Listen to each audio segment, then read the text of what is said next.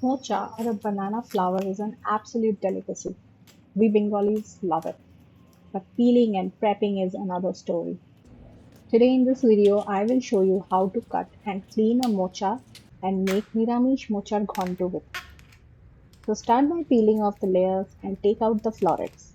You have to repeat the process till you reach the center, which is solid. Cut off the stem and discard.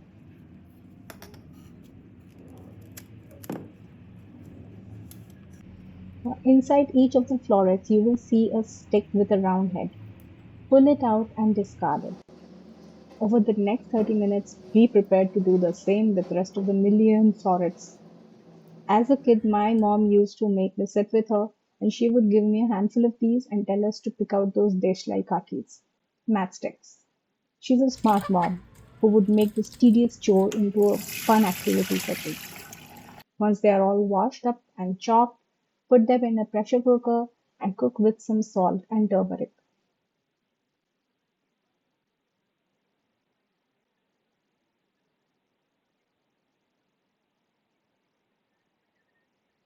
So this is the center portion of the mocha.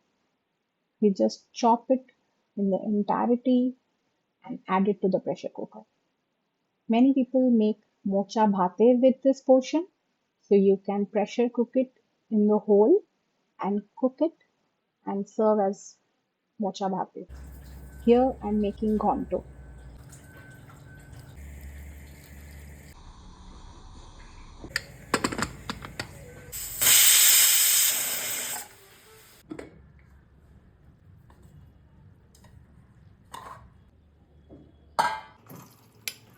Now we are going to separate the water and discard that water. At this stage, this mocha can be cooked in various forms. You can make mocha chop, cutlets, or this mocha ghonto. In a heavy bottom pan, add some oil and add cumin seeds, bay leaves and chili. Add some diced potatoes and give it a toss. Now add the cooked banana flour with some salt, turmeric, cumin powder, grated ginger and some sugar. Very basic spice. So this is the Niramish Mochar Ghonto where we will be finishing off with coconut. So this is Narkel diye Niramish Ghonto.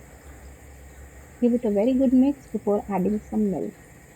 We are not going to add some water as we have added milk, but you can definitely go with water if you don't want to add milk. Now we will cover it and cook. Once the potatoes are cooked, remove the lid and add some Garam Masala powder, ghee and grated fresh coconut. Now another hack that you can use here is add some coconut milk if you don't have grated fresh coconut. So instead of adding the grated coconut and milk, you can add coconut milk. It is absolutely ready to be served with some garam bhat. I've shared the recipe details in the description box. If you like this video, don't forget to give it a like. Follow me for more recipes from my Pobashi Ranna.